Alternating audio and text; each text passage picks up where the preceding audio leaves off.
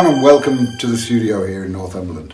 And today I'm going to do a big watercolour, and this one is all about atmosphere and mood because there's not a lot in the picture itself.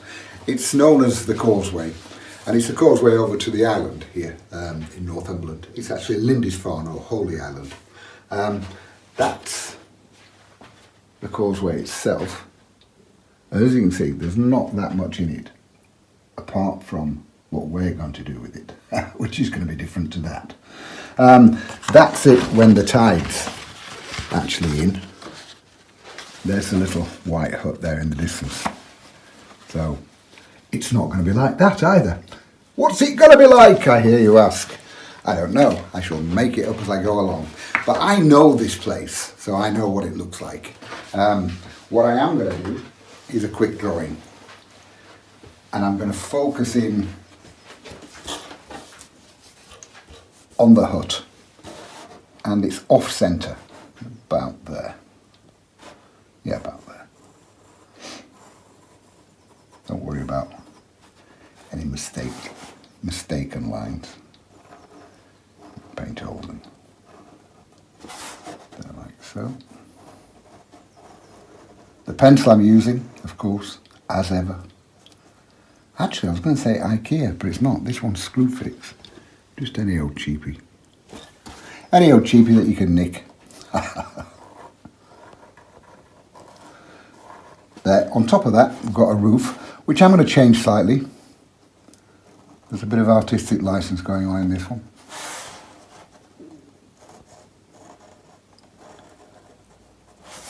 Then I'll see a bit of it there on that side as well. Then come down there. See, I've already changed it. Make a painting fit with what you want. Don't try and replicate the photograph.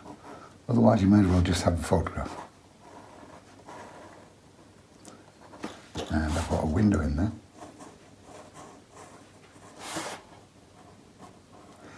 This little building on stilts, by the way, is there for when people go against all advice and try to drive over the causeway to the island when the tide's coming in, and then they get stranded. So they climb the steps up to this, and then the rescue services come and call them out. Come and pull them out, sorry. So they're just wasting a lot of people's time. There's a lot of idiots that try and do it every year. And they always get caught out by Mother Nature. Now, as you can see from that view, it's really quite boring because it's flat on there. So I've put it at an angle slightly. Got the leg coming out here.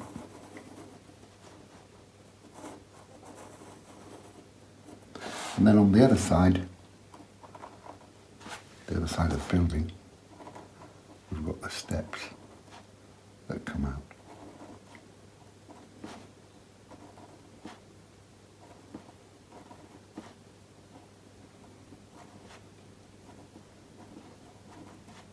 Like so.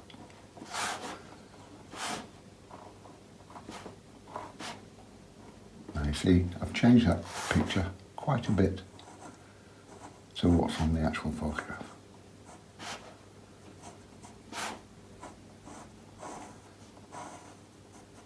There. Now, behind that, coming from that, sorry, we've got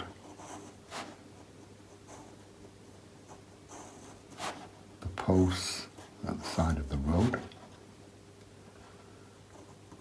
which stop about there.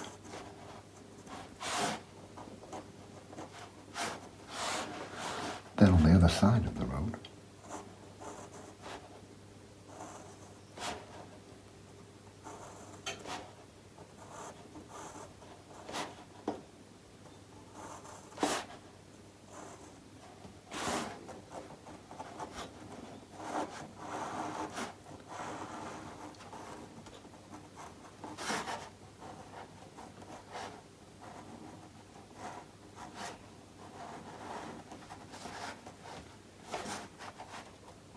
And about there is where the tarmac runs out and it becomes just an old track. Here we've got a bit of grass and the road in the middle. And now that needs to snake off over there.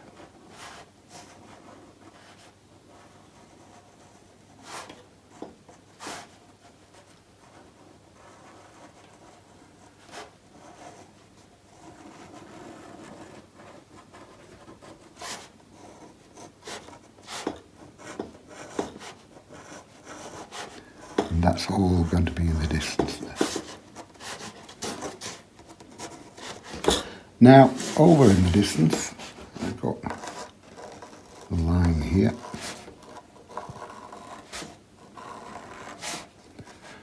Which is not very straight. I'll straighten that up a little bit, that's better.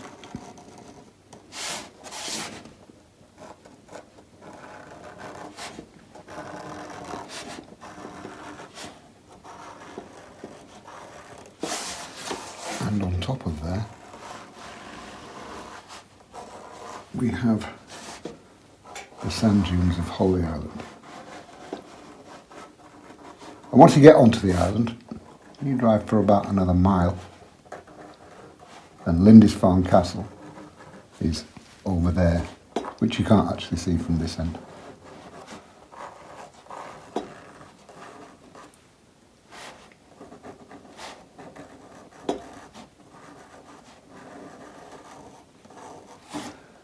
And a bit more there.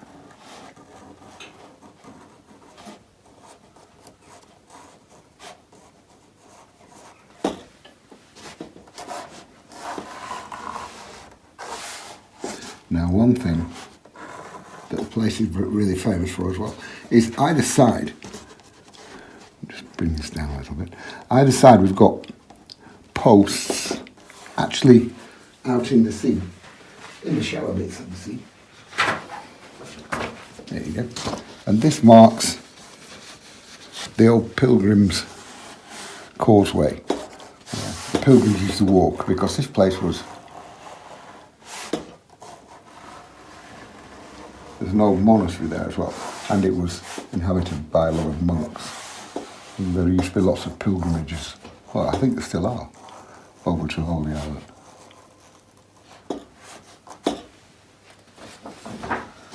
Over here, we've got the road. The road is like on a bit of a mound.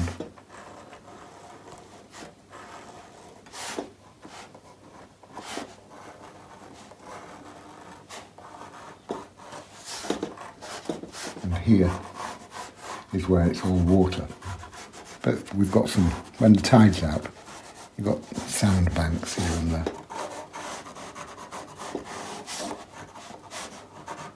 So I shall leave where I'm going to have water and where I'm going to have sand. But as I said, over here we've got some fairly tall posts. A bit taller, that's better.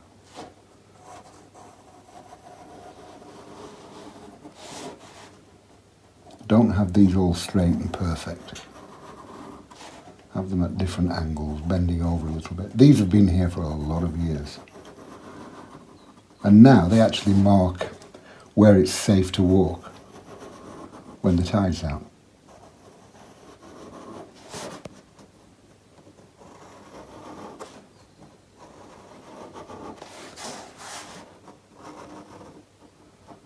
Ooh, don't like the way that's joined that. So I shall end that there. We won't have a post there, we'll have one there.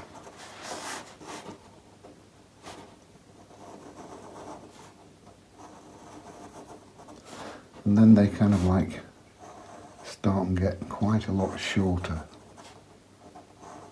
as they're going further away. That's your recession. That's taking you into the picture.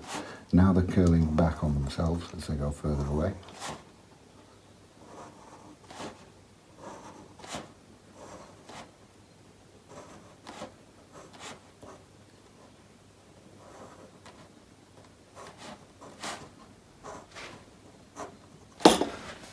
And that will more or less do for my drawing.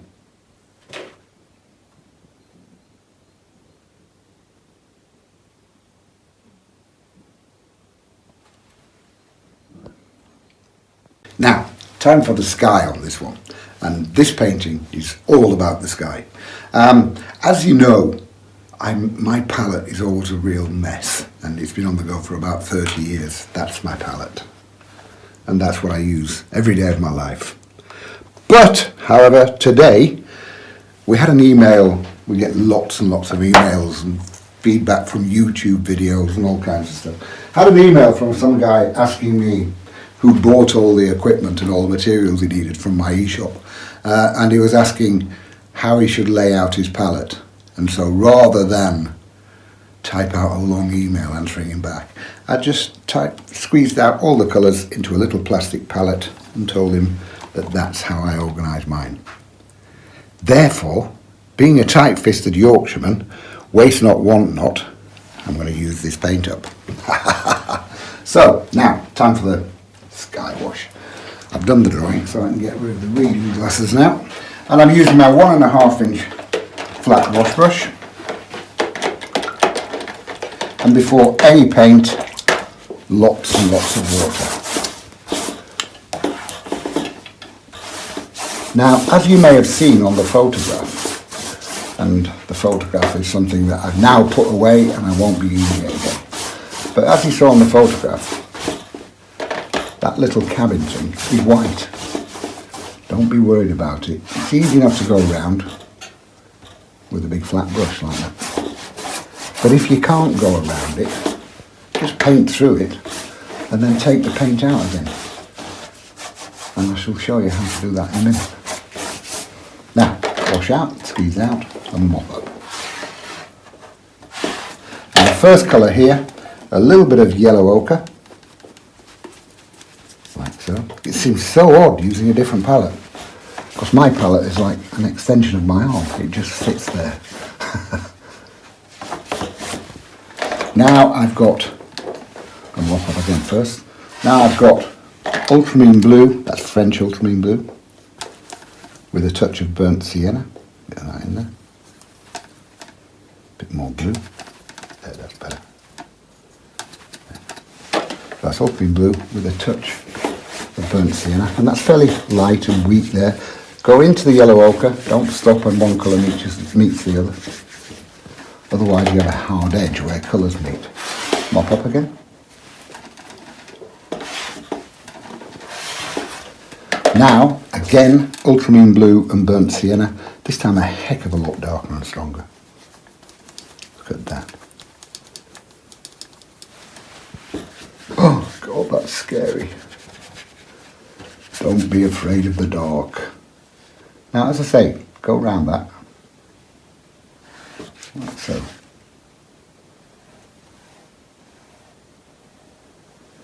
When you're using a flat brush, it's easy enough to go around. Again, I'm going to darken that even more. What you've got to remember with watercolours, and when you've got as much water on as I have here, it's going to dry about 30% lighter than when you put it on. So allow for that. There. Look how scary that is. And a couple of little bits coming up here.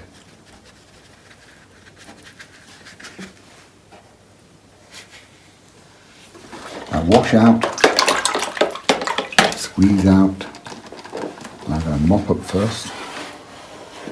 When you start and cover up your drawing, and there's bits that you want to see, don't worry about it, because as it dries out, that drawing will reveal itself again. Wash out, squeeze out, let's have some clouds in here now.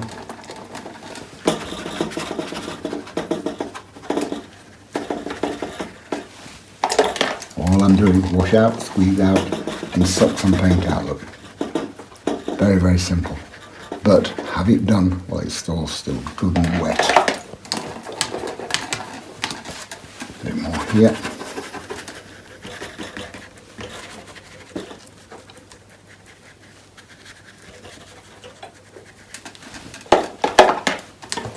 And some more down here.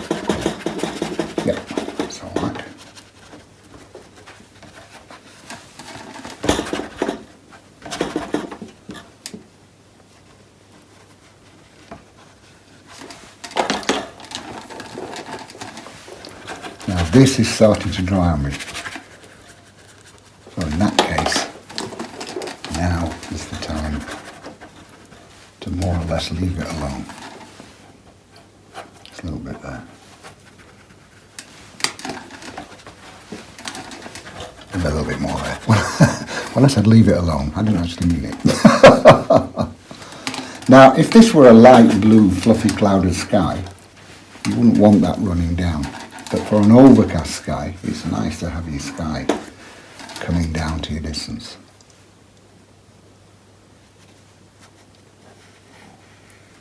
And now just let it dry.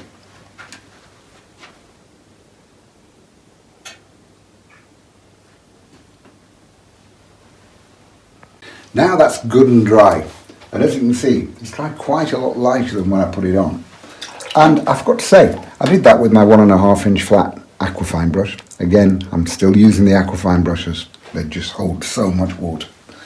But now I've changed from that to my 3/4 inch aquafine brush. Again, another flat one. And I'm starting off with the sand dunes in the distance. And it's always nice and very effective in a painting to have light bits underneath the dark bits. See? A bit there. And that's just yellow ochre. Down like so. Carefully around my building again. And a few bits going down here. Very, very simply done. Don't fiddle. This is quite a long way off, don't forget. Now, a little bit of burnt sienna. Russety type colours on the sand dunes here.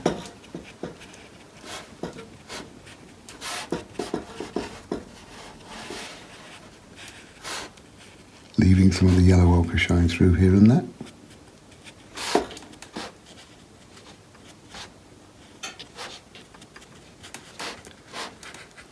And a few bits there.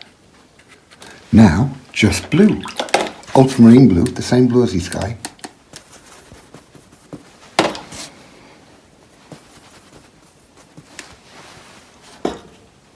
And a few bits amongst it and bringing it down to the base there. Look.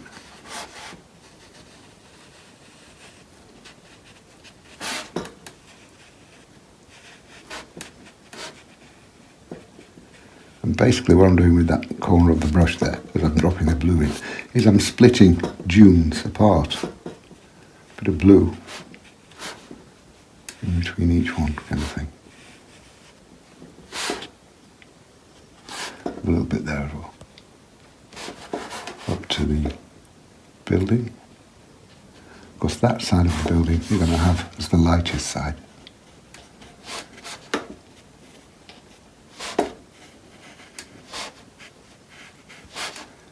Across the bottom and a few little bits there.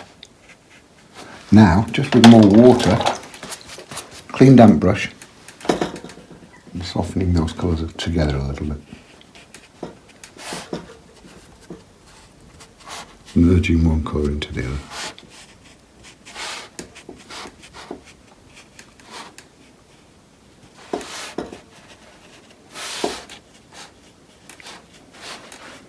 But leaving the light, the nice light yellow ochre showing on the top here and there.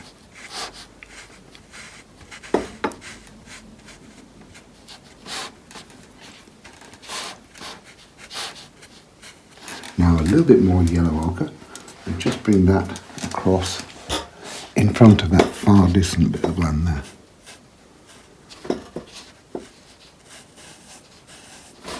Because that is an extension of that.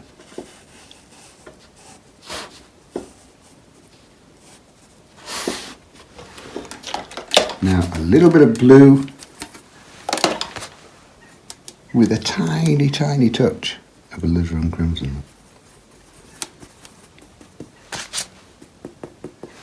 And that I'm just going to drop in for the far distant bit there.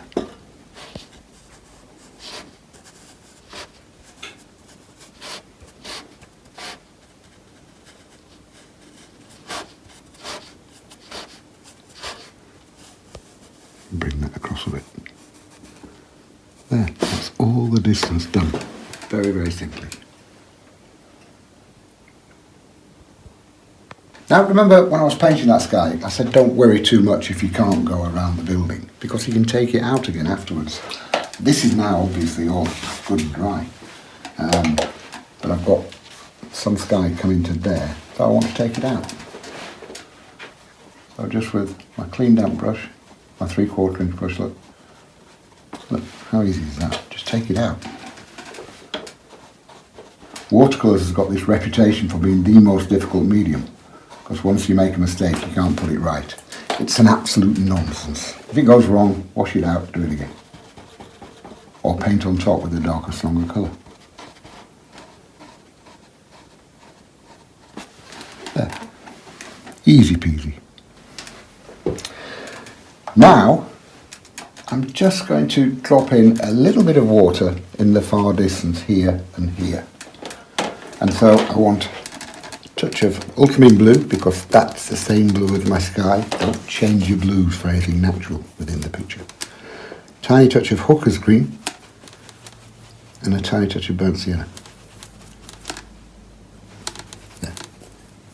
And all I'm doing, fairly weak to start with, over here.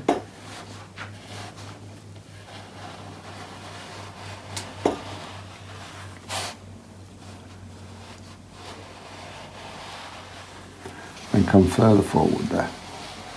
Going through the post, don't worry about those.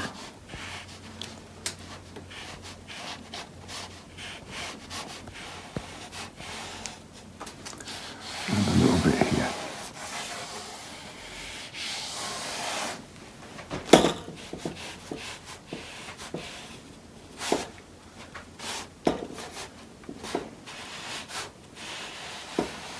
And that's the water in the far distance, so that I don't have to carefully paint that around my building once I've got the building in. Get that out of the way now. A few bits there. I can go through the steps, that doesn't matter. A little bit there and a little bit there. A little bit of that, a little bit of that. Easy peasy. And now, once I put my foreground water in, I can go into the distance water again. So I'll just pop a little bit there. I just didn't like the way that had dried actually, so that's why I'm going back in here and there. That's better. And now I'll leave that for a second. Now I'm starting with the building, the little cabin, and I've changed to my number 8 round brush. Again, my aquafine brush, number 8. And I've got a little bit of blue with a tiny touch of burnt sienna into it. Anything white, because you remember that cabin was white, anything white in shadow, have a touch of blue with it. So I'm going to go there with that.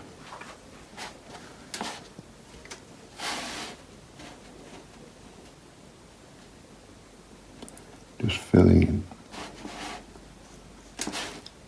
Actually, that's a little bit strong. I'm looking at it as it's going on and thinking it's a bit strong. So I'm just going to put more water into my brush and merge that in. There.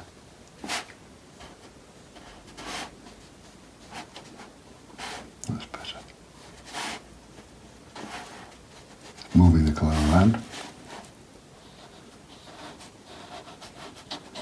And we're going to have some planks on that afterwards because it's made of boards. Planks of wood. But I'll do that afterwards when it's dried. Now, that side I'm going to leave white. Here I've got some burnt sienna. Now, if you remember from the photograph, it was a grey bluey roof. This is going to be slightly red roofed. It's called artistic license. A bit there. Now I need to make that burnt sienna stronger now, a little bit less water into it. It's stronger for this side.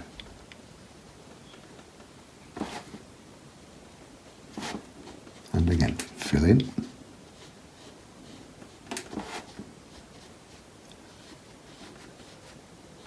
Down to the bottom there.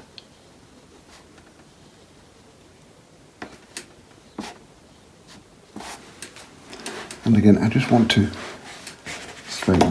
a little bit.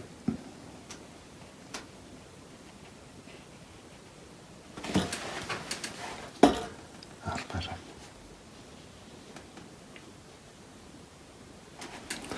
Now I'll leave that for a second and go underneath to its posts. So I've got raw umber this time, mixed with a touch of burnt sienna and ultramarine blue. So I've made a Van Dyke brown there. What a lovely colour that is.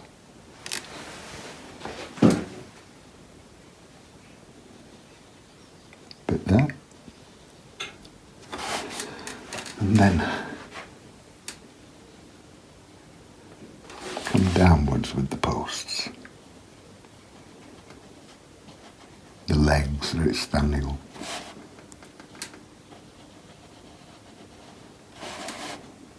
Like any other painting, what's going to make this come to life afterwards is the shadow that I put onto it.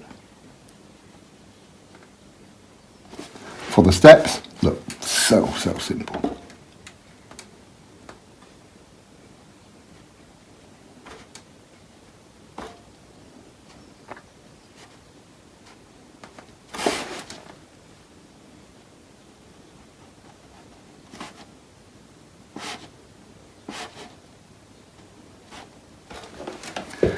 Now, ultramarine blue and burnt sienna mixed will give me a nice black. Don't use manufactured black. Wherever you put it, you're going to kill that area stone dead. That's ultramarine blue and burnt sienna. There we go, nice black.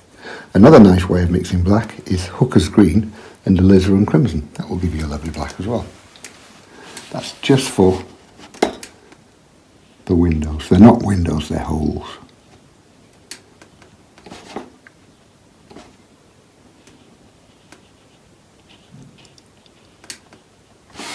So, and you notice all this fiddly little work I'm doing with a big number 8 round brush. And another one there. Because the aquafine brushes are so usable. You can use every part and every angle of them. You see how this painting starts to come to life now as soon as I get the building in. Now with the black again, but I've changed my rigger brush, my number 4 rigger brush. I'm just going to have a few squiggly lines here and there. That's a technical term for you. Remember, you're not building this thing. You don't need to do it every single plank. Let's get a few squiggly lines here and there. Look.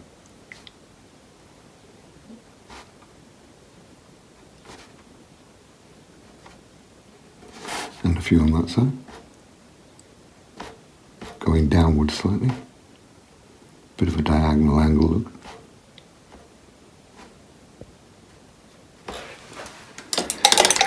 Now back to that black mix. But this time, look, into that black, I'm going to put a touch of alizarin crimson. A bit more blue. And that's the colour for my shadow. Ultramarine blue, alizarin crimson, and burnt sienna. And I'm going to put that first where the roof meets the building. Bit there. Take it out there. And a little bit there. And again, bring that across. Now I'll have some underneath there. And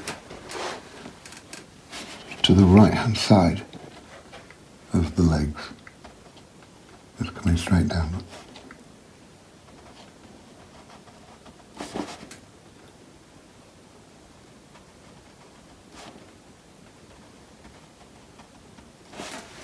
Now wash out, squeeze out. Actually, I don't like that top line there. I'm going to make that come down more. There, that's better. Wash out, squeeze out, and just with a clean damp brush, soften that down a bit, look. And soften it down there.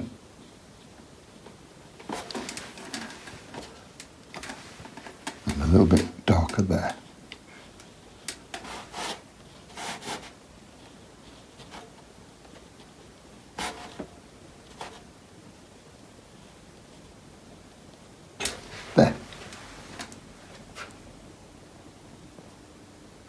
Now that's dry enough, I'm going to start with the land in the middle distance and a few bits of sandbank and stuff here and there. And I've changed to my 3/4 inch brush again.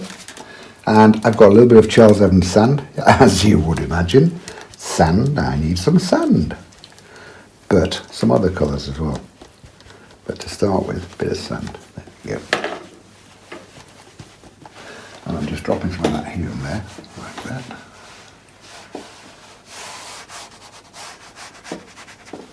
And we'll have a couple of bits here.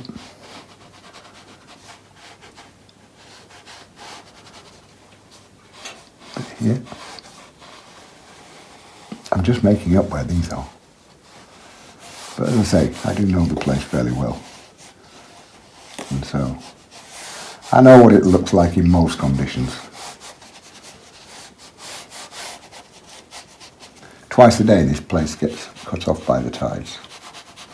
And it's got to be said, I always get the feeling, because I've been there when the tide's in and you can't get off. But I spent my time in the pub, so that was all right.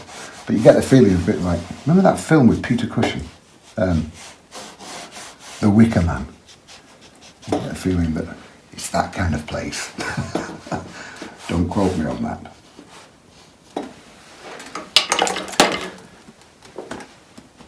Now, a little bit of yellow ochre. Whilst the sand's still wet, a couple of touches here and there. Just a few bits, like so. Now, a little bit of light red. Light red, as I always say, is not a red made lighter, so don't take your alizarin crimson and put loads of water into it and think you've made light red. You haven't. You've made your red lighter. There's a difference. Put a light red there. That just warmed up the scene a little bit. Now, just with a clean damp brush, merge those colours in a little bit.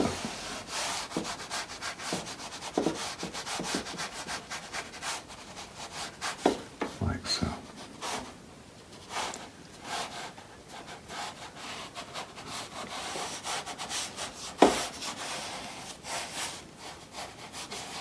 Easy peasy.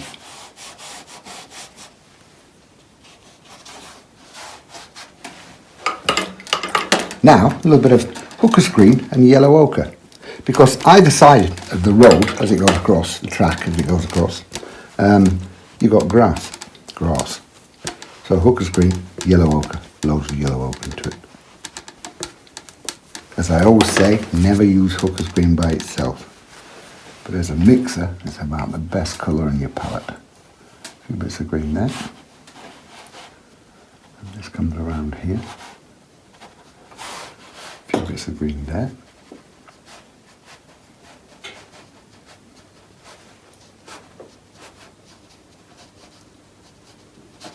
Up to where the road's going to go. A bit more there. And actually I just thought I'm going to have some of that over there as well. Couple of strokes.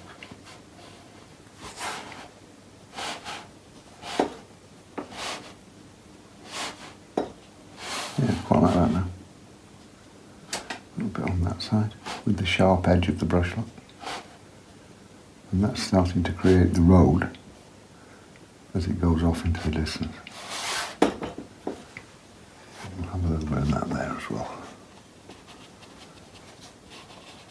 To start with.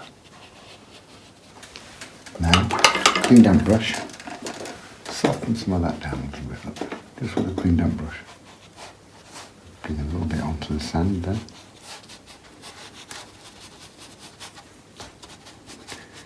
It's amazing the difference that a few touches of water make. Which is good, seeing as how it's watercolour. And a little bit of softening there as well.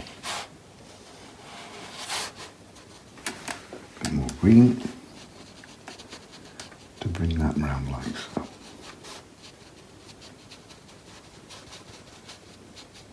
There. And now, a few tiny touches of burnt sienna here and there. Just a bit. Don't want much. Just here and there. all while it's still wet. Let the colours soften in together. It's a lovely feel when all the colours merge. A bit here.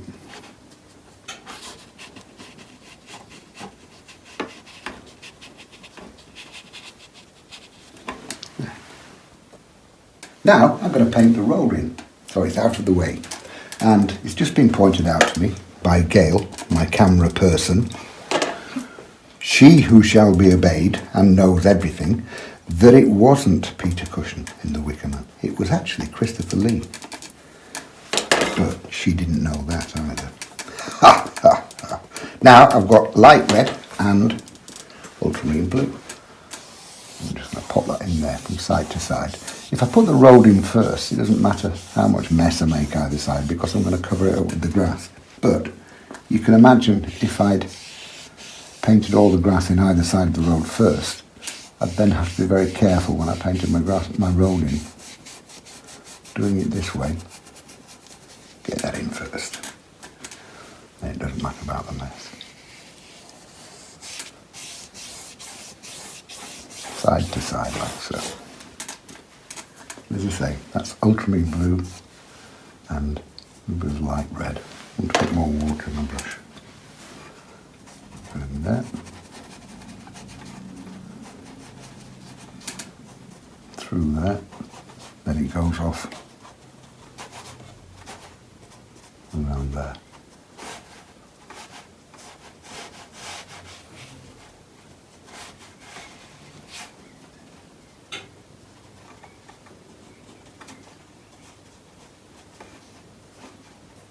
And back to here. There. Now once that's dried, I can paint with impunity. But you didn't know I knew words like that.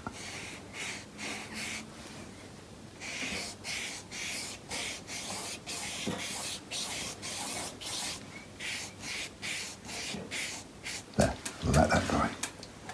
Now, whilst that's drying to itself, I'm going to paint a little bit of foreground water in here. Again, it's the same mix, ultramarine blue, touch of hooker's green, touch of burnt sienna.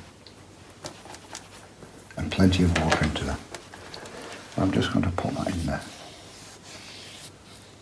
You notice this time I haven't painted the reflections in first. That's because I want them to stick out a bit. Some could say it's because I forgot. But it's not. I do want them to stick out a bit more. But that, coming up to here. I'm just deciding as I'm going along exactly where I want water. A little bit there as well. And a little bit there. I'm going to have some more grasses down there. And now, I'm just going to wash out, squeeze out, and suck a bit more water out here and there. Just with the sharp of the damp 3/4 inch wash brush. Sucking a bit of paint out. A bit there.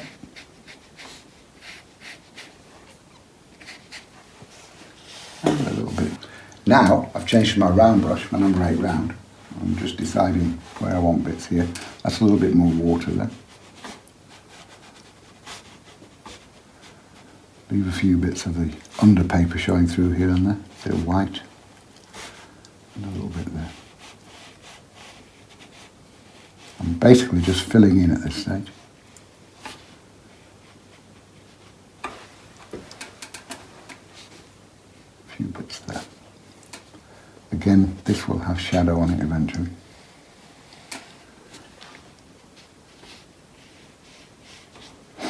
Now, to the posts.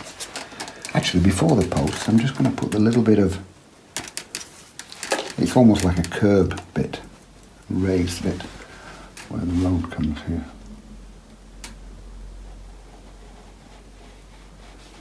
Like so. And a bit there.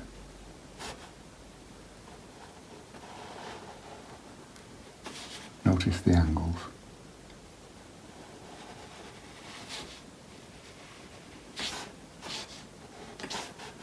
and a little bit wider there. And whilst I'm in with that raw umber, I'm going to put a touch of blue in it now to darken it slightly more, and bring these down more at this side here.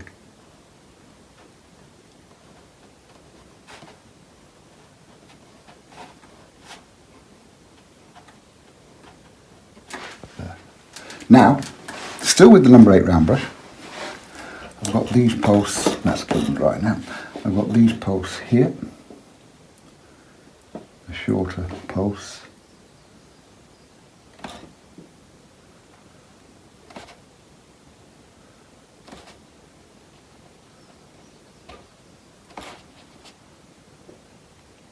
gone quiet there for a minute, and those there.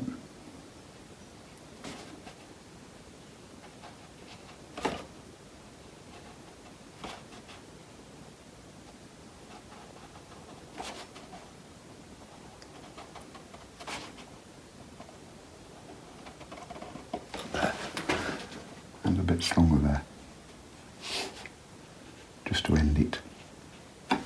Now to those big posts there. What I'm going to use for those is my rigger brush, my number 4 rigger. So I'm going to start off first with a little bit of yellow ochre, good and strong. And this is just in the first few. So excuse my back slightly. There.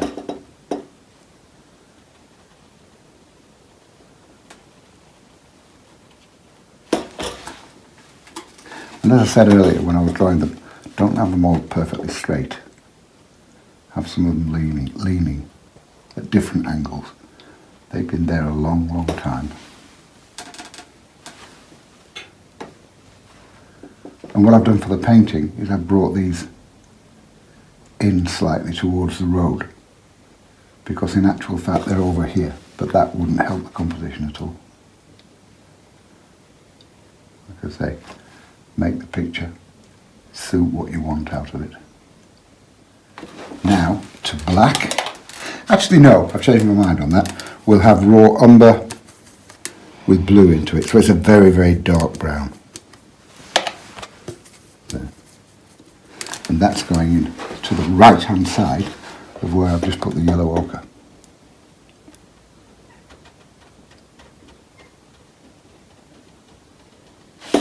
Leaving just a little bit of yellow ochre showing here and there.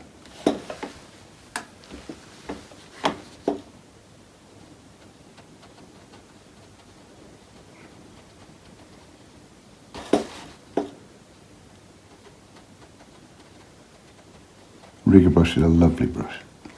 And these, the number 4, Aquafine, number 4 rigger, they hold a heck of a lot of water for such a small brush, for such a skinny brush.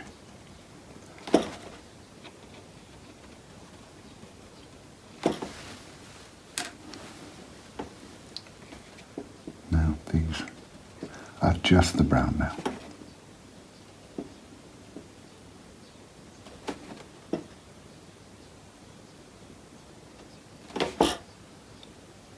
As I said before, they now turn in on themselves and go off into the distance.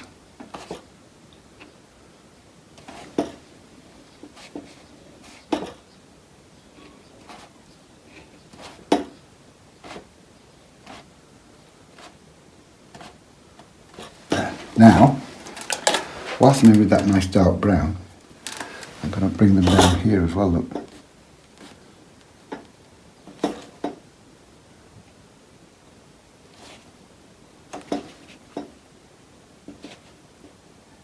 Wobbly line on that.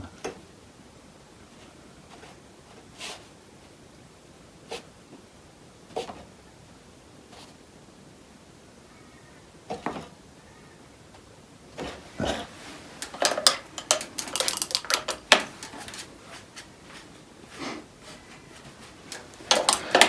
Okay, it's into big foreground bits of grasses and stuff now.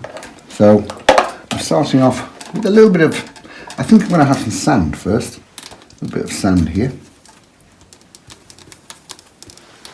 Underneath there.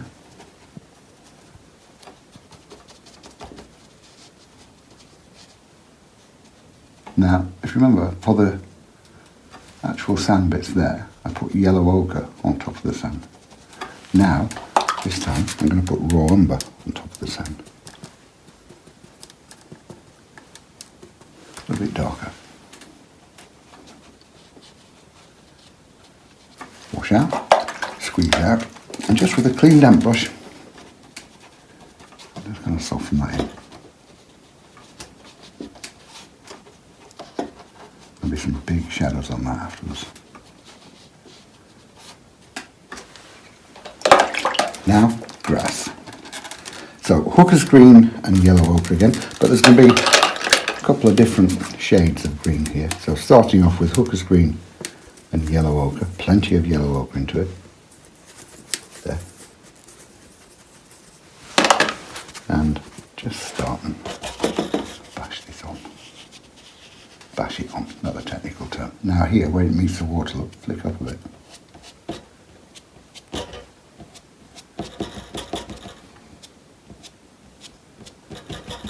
Now take it up to the road.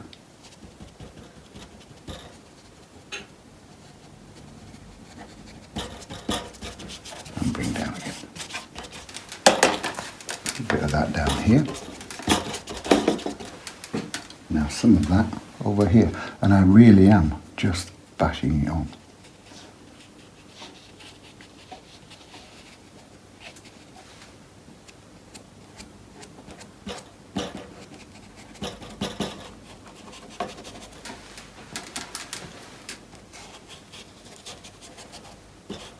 Bit over there, that's better. And again, a few flicky bits.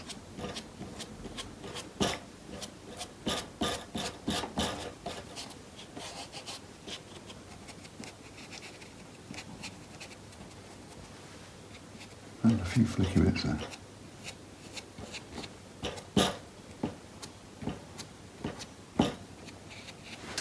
Now, hooker's green and burnt sienna. So it's an altogether darker green. Look at that. Lovely green. Hooker's green. Plenty of burnt sienna. There. Yummy green, that one is. Let's put that down here.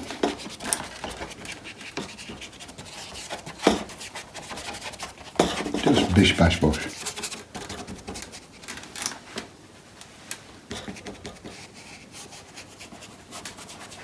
And that now makes the road. And again, start and merge that. A bit more water. Start and merge that into the lighter green that I put on. So it's more of a slightly more gentle transition between the two colours. A few flicky bits there.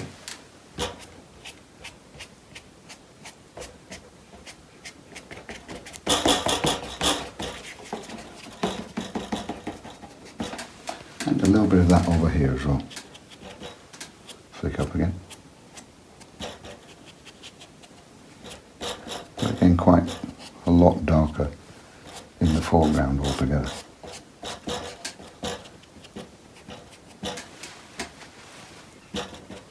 And a few flicky bits there.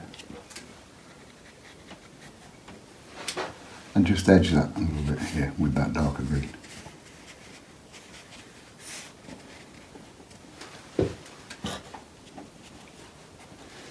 There. Now we're into shadows next. Now it's time for the final shadows. Again, it's that mix, ultramarine blue, alizarin crimson and burnt sienna, like a dark aubergine colour. And I'm using my flat 3/4 inch brush.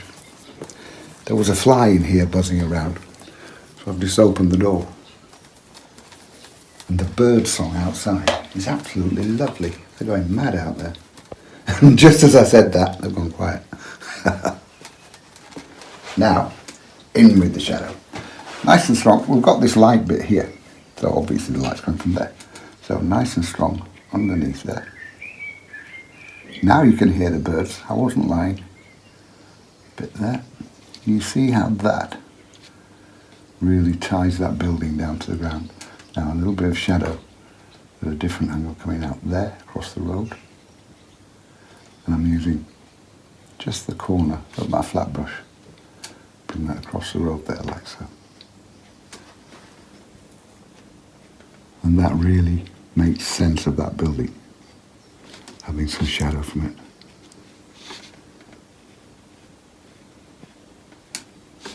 That's better. There. Now I'm going to have a little bit of shadow here as well from that little bit. But also we'll have some shadows from the posts and up across the sandbank. A little bit there. What a lot of people forget as well is, I mean, there's hardly any water underneath these posts really, but if you've got water and you've got a post coming out of water, don't forget shadow goes on water as well, not just reflection. Right. Now edge that where it comes down to the water, just with a few touches here and there. I shall soften these in a second. And a little bit here. I'm just looking around, seeing where I want to put some. Casting around the picture. A little bit of shadow from those steps.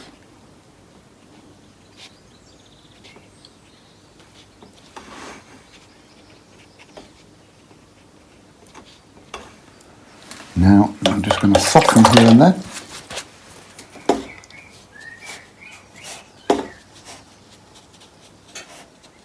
Bring it up into the sand a little bit. All with that big brush. Such a lovely brush, this one. I would say it's probably the one I use most of all. And I'll sometimes do entire pictures with just that one brush.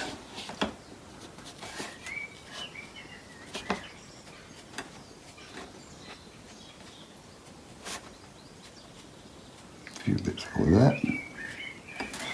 Now soften here. Softening that down into the sand.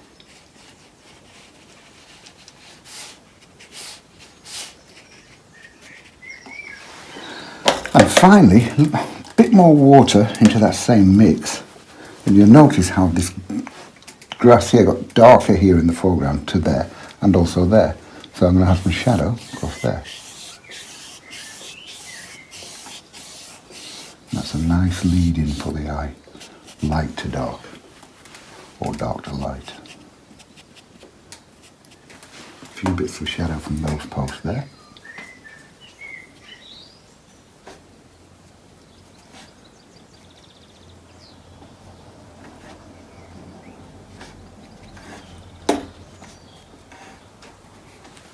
And a bit darker there. Better. Now, if I go to my bigger brush and have a few distant seagulls or whatever, mixing black for that, alchemy blue and burnt sienna, and just have a few ticks in the sky. There's one. I shall have three. Because it's funny how 2 doesn't look right. Neither does 4. So we would have 1, 3 or 5. There, all I've got to do now is take the tape off. And there we go, a very effective, I think, finished painting. And quite often in the YouTube videos I use aquafine paints, the students' quality paints, but for this one I've used the artist quality paints. Very, very strong pigment of paint. The paper I've used is the Langton Rough, but I've just got a much bigger sheet. They're demonstrators sheets. And as you can see, by the painting, the finished painting, there's no cockling and buckling with this. Once I take the tape off, it's always going to dry out flat. It will never mess you about, this paper. So hopefully you'll enjoy having a go at this one. And don't be too worried about that dark sky. Make it good and dark. Slap it on, it will dry lighter. See you soon. Bye.